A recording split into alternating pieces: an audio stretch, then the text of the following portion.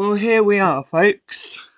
After 11 stages of carnage and chaos and Visma attacking in random places, we have hit the mountains, the true mountains where the Tour de France 2025 will be decided. Today's stage 12 is up ouch to Otakam, including the Col du Solor and then the final climb to Otakam. So let's take a deep dive into the GC battle, what I think should happen, what I think will happen, and make my prediction for the stage. Before we get into the tour stage and the route, cycling again has some incredibly sad news. We heard rumours in the news last night of the crash at the Giro Costa of Samuele Privatera. Sorry, I struggle with pronunciation sometimes. Sadly, he succumbed to the injuries of whatever they were, crashing, losing his helmet, hitting his head, and sounds like a heart attack as well. Sadly, he succumbed and he passed away for last night. So rest in peace, Samuele, and thoughts and prayers are with his family, his friends, Hagen's Jaco and Jaco Alula.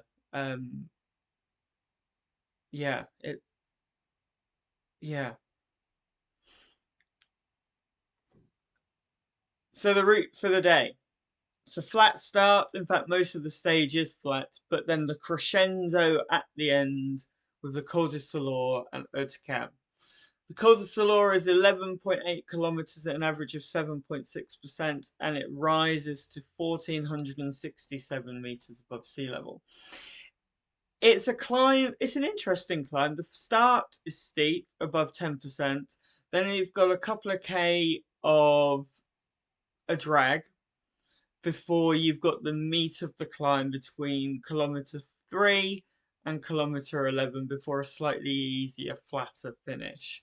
So that middle section is where you're going to want to set the pace or attack if you want to send satellite riders or you want to cause a little bit of carnage with your GC guy. Otakam now, and that is a beast of a climb.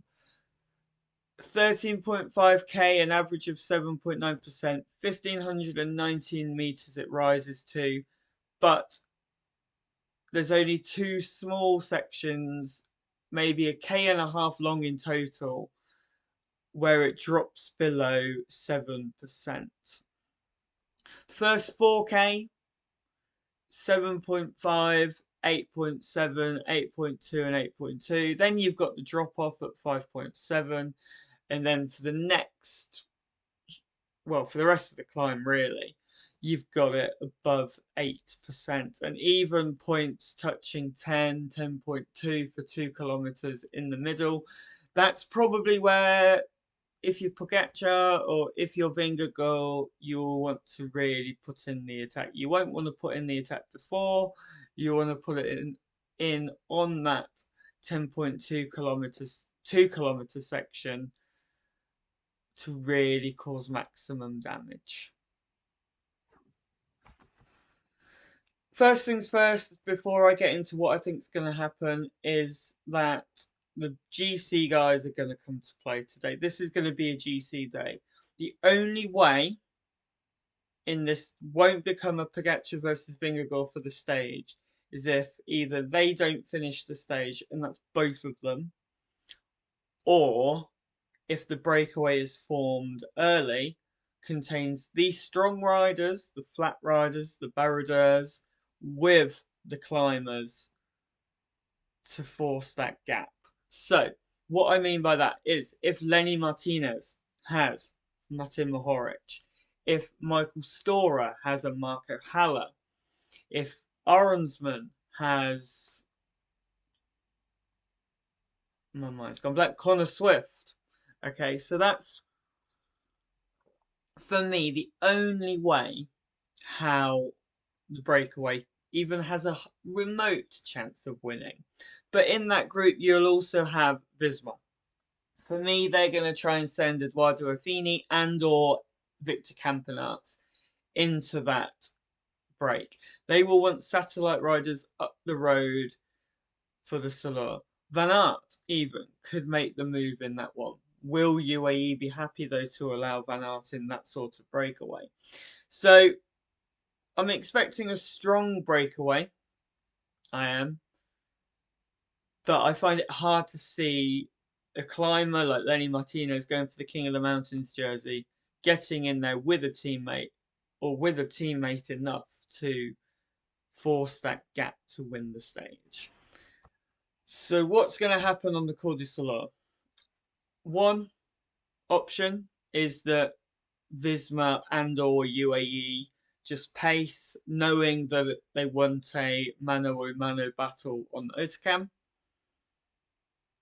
The more realistic option is that the likes of Sepp Kuss, Simon Yates, Jorgensen, probably not Vingegaard, are going to go on the attack to try and isolate Pogačar and weaken him. So for UAE, it's going to be a case of riding defensively.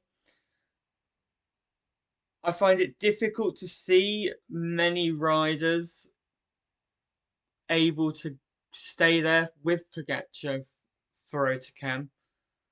Pollitt's going to have to do a lot of controlling in the valley before it. Soler, they yo-yo him between doing mountain work and flat work, so we're not sure how his climbing level is. Wellens and Narvaez aren't pure climbers, so it's hard to see one or both of them staying over Soler and to the bottom of Otakam. Sivakov's been ill. Now, it does sound like he's getting better, but that's still going to be there. And Adam Yates has had a poor year, so he really needs to step up. So without Almeida,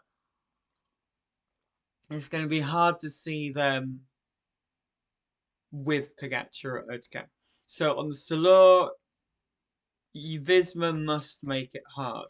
In fact, most teams must make it hard. Bora have Roglic and Lipovic in the top 10. Kevin Vauquelin, I don't think he would be marked too much if he attacked on the Solar. Rodriguez and Ineos, if you've got Swift and Arensman up the road, or Thomas and Arensman up the road, he's got riders there. Go for it. Rodriguez is it's the only way he's going to have a decent result at this year's Tour.